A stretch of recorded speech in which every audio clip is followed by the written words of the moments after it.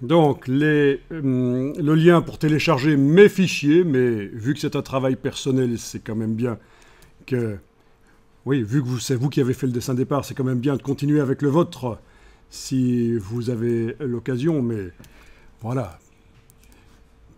Pour ceux qui avaient loupé la première partie, voilà donc le lien où les deux fichiers, là où j'étais arrivé, l'anguleux et le pas anguleux, sont disponibles.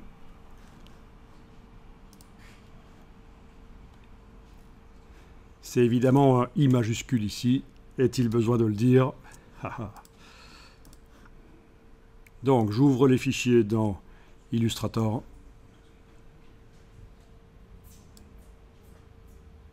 Donc, ce n'est pas la version 2024 qui a amené cette fonctionnalité objet répété miroir.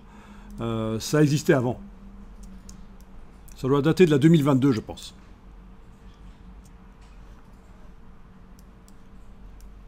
Voilà. Donc, je vais continuer avec le texte. Vous avez une version anguleuse aussi et une version pas anguleuse. Vous pourriez tester éventuellement.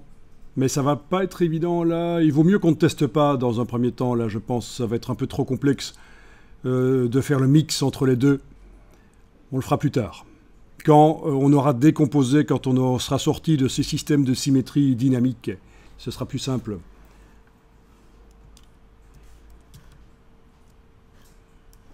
Alors, on en était arrivé à... On peut sélectionner un ou plusieurs traits et les tourner avec l'outil de transformation manuelle et positionner la cible bleue avant de commencer à tourner. C'est le centre de rotation. Bien, on va tester ça. Je vais tester ça. Je vais continuer sur la version de droite, moi.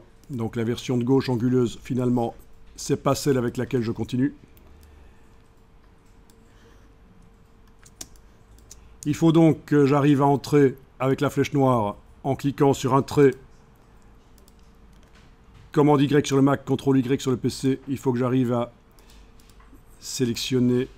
Voilà, il faut d'abord cliquer en fait. Il faut d'abord cliquer pour sélectionner l'objet. Et puis clic droit, isoler la répétition sélectionnée. Voilà, commande Y si on veut les traits. Ils sont peut-être encore un peu trop épais, mais on va en reparler plus tard de toute façon. Je ne vais pas modifier l'épaisseur ici. Voilà, maintenant que les vecteurs apparaissent, je vais tester ça. Donc...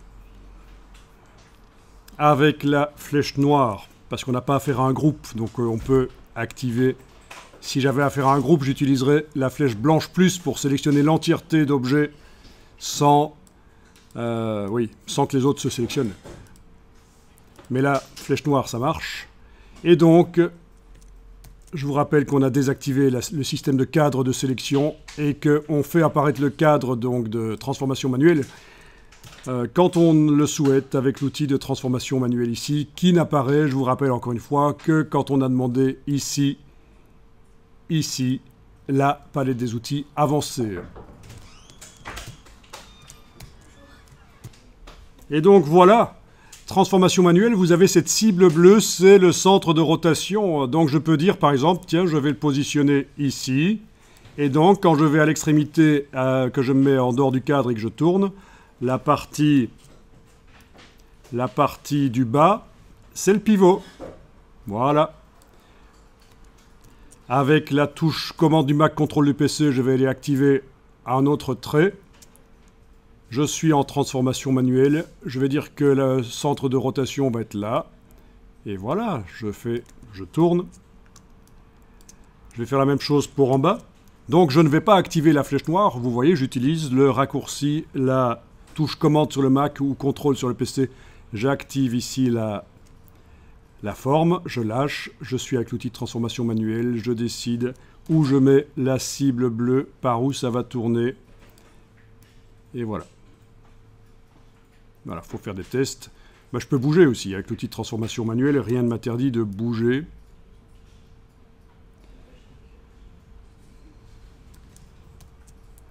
De transformer aussi, bien sûr. Si je prends une poignée, waouh, pas comme ça. Alors, va peut-être falloir là que je fasse, avec la flèche, cliquer à côté, recliquer dessus. Voilà, lâcher le bouton pour dire que c'est pas une rotation que je vais faire, c'est vraiment une transformation de la dimension. Voilà.